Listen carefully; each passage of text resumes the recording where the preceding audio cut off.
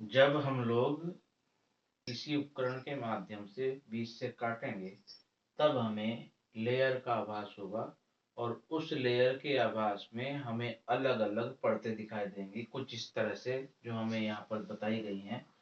हम ये पृथ्वी का भूमि का अंदरूनी भाग है।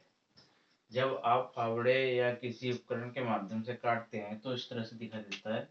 तो ये जो ऊपर का पार्ट है यहाँ पर मिट्टी के स्तर या स्तर प्रोफाइल के नाम से जाना जाता है।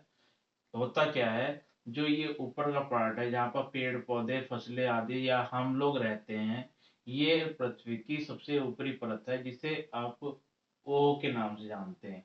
ओ का मतलब होता है ऑर्गेनिक।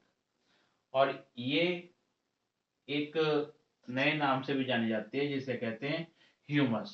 ह्यूमस का मतलब होता है कि एक ऐसी लेयर होती है ये जिसके अंदर किसी बीज को अंकुरित करने की क्षमता होती है या इसके अंदर कार्बनिक पदार्थ पाए जाते हैं। ये हमने पहले बात की।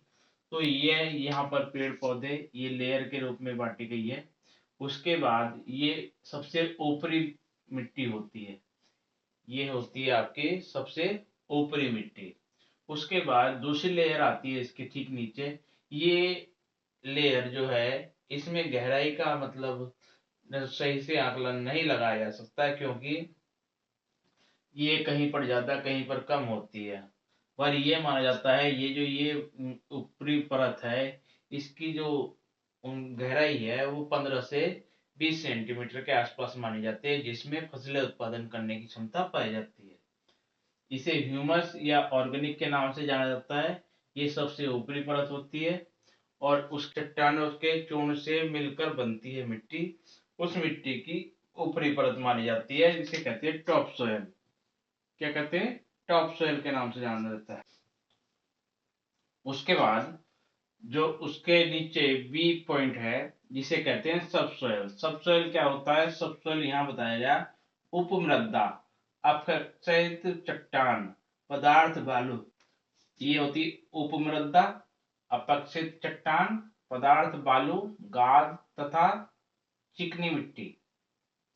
अपक्षय क्या मतलब होता है? अपक्षय की हुई, अपक्षय हुई हुई विभिन्न कारकों से जब चट्टान टूटकर गिर जाती है, चूर्ण के रूप में बदल जाती है तो मिट्टी के रूप में परिवर्तित होने लगती है। ये बताया गया है कि इसे मिट्टी बनने में एक लंबा समय लगता है जिसे 200 से 400 वर्षों के रूप में माना गया है भूगोलवेत्ताओं के द्वारा।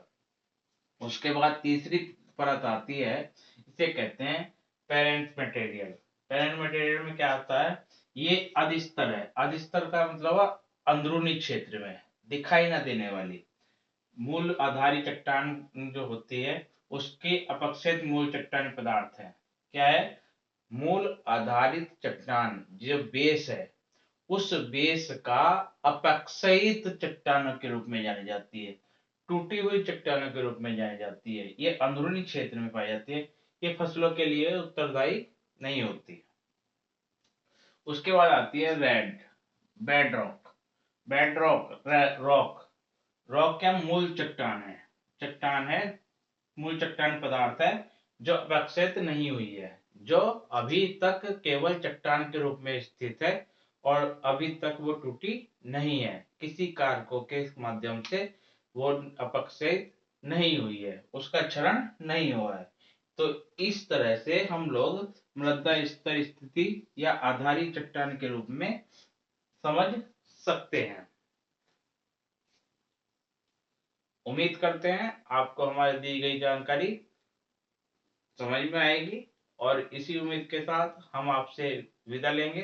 धन्यवाद।